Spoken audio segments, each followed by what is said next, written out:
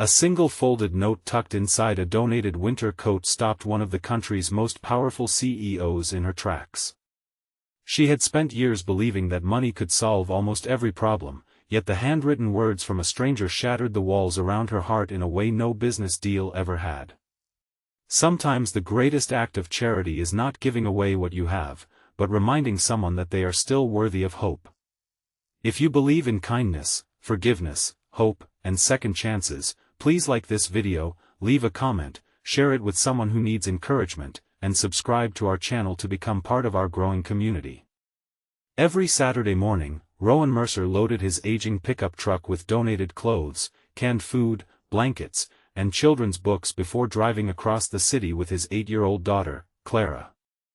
Ever since his wife had passed away after a long illness 3 years earlier, the two had built a simple life together.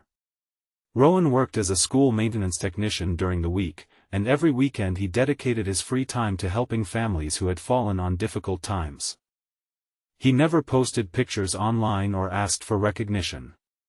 He believed kindness was most meaningful when no one was watching. Across town, Eleanor Whitmore was known as one of the youngest CEOs in the country. Her company was worth billions, her schedule was filled with meetings, and every magazine praised her business success. Yet behind the polished smile was a woman carrying an invisible burden. After losing both of her parents within a short period, she buried herself in work, convincing herself that achievement could replace the love she no longer had. She donated millions through her foundation every year, but those donations were approved by accountants and lawyers. She had forgotten what it felt like to look another human being in the eyes. One bright autumn afternoon, Rowan and Clara organized a neighborhood charity drive in a public park. Families stopped by to donate clothes, toys, and household items. Clara carefully inspected every donation to make sure it was clean and usable. While checking the pockets of an old winter coat, she found a small handwritten card that simply read, "If you're wearing this today, I hope tomorrow is kinder to you. You matter more than you know." Instead of throwing the note away, Clara smiled and slipped it back into the coat. Several weeks later, Eleanor quietly visited one of the community shelters supported by her foundation. She wanted to understand how the organization actually worked instead of reading another report. The shelter happened to receive the same coat Rowan's charity group had donated. Feeling cold after unexpectedly getting caught in the rain, Eleanor borrowed the coat while touring the building. As she reached into the pocket, her fingers touched the folded note. She read it once. Then she read it again. For reasons she could not explain, tears filled her eyes. No expensive motivational speech or executive seminar had ever reached her the way those few simple words had. For the first time in years, she realized how lonely she had become. Determined to learn where the coat had come from, Eleanor traced the donation back to Rowan's community project. Expecting to find a large non-profit organization, she instead discovered a father and daughter sorting donated books inside a small community center with cheerful smiles and tired hands. She stayed quietly in the background, watching Rowan patiently repair a broken toy truck before placing it in a donation box. Clara thanked every volunteer with genuine excitement, making each person feel important regardless of how much they had contributed. Eleanor introduced herself only as another volunteer. She spent the afternoon packing food boxes beside Rowan, who treated her exactly like everyone else. He never asked about her career, never tried to impress her, and never expected anything in return. He simply thanked her for showing up. As the weeks passed, Eleanor returned every Saturday. Slowly she rediscovered something she thought she had lost forever.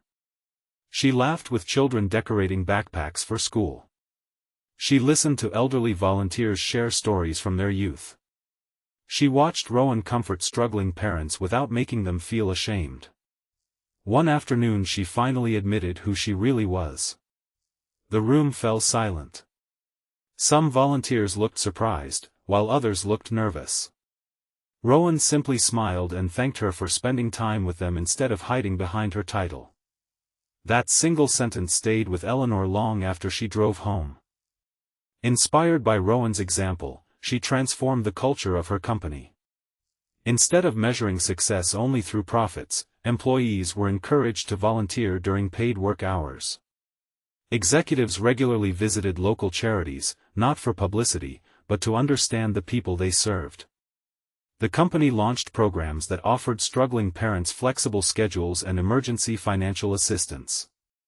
Productivity improved, but more importantly, compassion became part of the company's identity. Journalists praised Eleanor for her sudden change in leadership, assuming she had hired expensive consultants. She always corrected them. She explained that her greatest teacher had been a single father who believed kindness should never depend on wealth. Months later, the city honored Rowan for his years of volunteer service. Standing on the small stage beside Clara, he looked uncomfortable with the attention. He insisted that every volunteer deserved the award because kindness was never the work of one person alone. Then Eleanor stepped forward carrying a familiar winter coat. She carefully removed the handwritten note from its pocket and told the audience how those simple words had changed the direction of her life. She admitted that despite all her success, she had forgotten how to care with her own hands instead of only her bank account. Rowan's charity work had not changed her because of the food he distributed or the clothes he collected. It changed her because he reminded everyone he met that dignity, compassion, and hope could never be purchased. Many people in the audience wiped away tears as Clara quietly revealed that she had been the one who placed the note back into the coat instead of throwing it away. Her small decision had created a chain of kindness that neither she nor her father could have imagined. Before we reach the end of this story, leave a meaningful comment and tell us what simple act of kindness has changed your life or restored your faith in people. Your story might inspire someone who needs hope today. As the applause echoed through the community center, Rowan looked at his daughter with pride. He realized that the greatest gift he had ever given the world was not the boxes of food, the blankets, or the donated clothes. It was teaching one little girl that even the smallest act of compassion can travel farther than anyone will ever see. Eleanor discovered that true leadership begins with humility, Clara learned that kindness always creates ripples beyond our imagination, and Rowan found peace knowing his late wife's belief in helping others continued to live through their daughter. Their lives proved that the greatest miracles rarely begin with extraordinary people. They begin with ordinary hearts choosing compassion, one quiet act of kindness at a time.